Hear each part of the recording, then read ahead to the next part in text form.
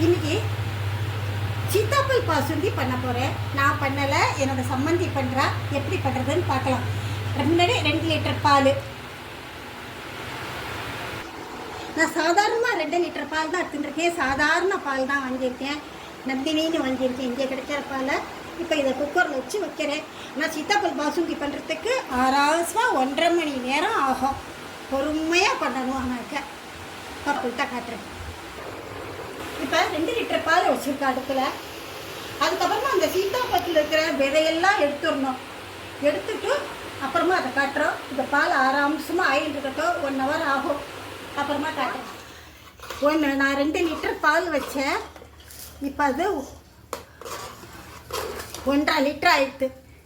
இந்த ஸ்டேஜில் 1 லிட்டர் பாலுக்கு இந்த டம்ளரால் 1 டம்ளர் சர்க்கரை. அப்போ இதுக்கு 2 டம்ளர் சர்க்கரை போட்டுக்கணும். இது 2வது டம்ளர் போடுறேன் சர்க்கரை. இந்த சர்க்கரை போட்டு இதுக்கப்புறம் 1/2 ஹவர் கழித்து அந்த சீத்தாப்பழத்தில் இருக்கிற கொட்டையெல்லாம் எடுக்கிறது எப்படின்னு காட்டுறேன். அதுக்கப்புறமா லாஸ்ட் ஸ்டேஜில் அந்த சீத்தாப்பழம் போடணும். ஜஸ்ட் லைக் ரப்டி மாதிரி இருக்கும் உங்களுக்கு. கொதிக்கட்டும்.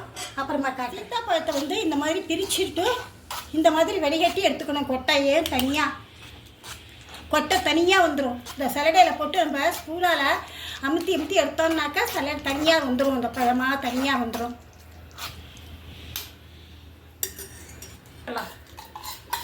2 லிட்டர் பாலுக்கு தாராளமாக 3 பழம் போடணும். அப்போ தான் அது டேஸ்ட்டாக இருக்கும்.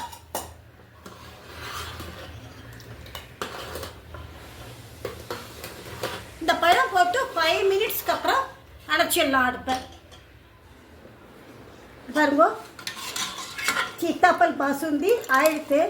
நீங்கள் இன்னும் எருமைப்பாலில் பண்ணினேன்னாக்க இன்னும் சீக்கிரத்தில் ஆகும். இது 1.5 ஹவர்ஸ் ஆகுது 2 லிட்டருக்கு. நீங்கள் எருமைப்பால் வச்சேன்னாக்க மேக்ஸிமம் 1 ஹவரில் முடிக்கலாம்.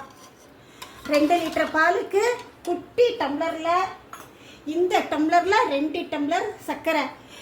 பால் 2 லிட்டர் பால் 1 லிட்டர் ஆனத்துக்கு அப்புறம் மறுபடியும் அப்படியே சுண்டிகிட்டே இருக்கட்டும். இறக்க ஒரு 10 மினிட்ஸ் பிஃபோர் 3 சீத்தாப்பழம் வேணும் அதுக்கு. அதை அழகாக உரித்து அதில் இருக்கிற விதையெல்லாம் எடுத்துட்டு நீங்கள் அப்படியே போடுங்க. அதை மிக்சியிலலாம் அரைக்காதீங்கோ, வேண்டாம். கொஞ்சம் ஹார்டான வேலை, ஆனால் குடிச்சாக்க ஆனந்தமாக இருக்கும். பகவானுக்கு நைவேத்தியம் பண்ணினா அதை விட கேட்க வேண்டாம். மகாராஷ்டிராவோட ஃபேமஸ் சீத்தாப்பல் பாசுந்தி.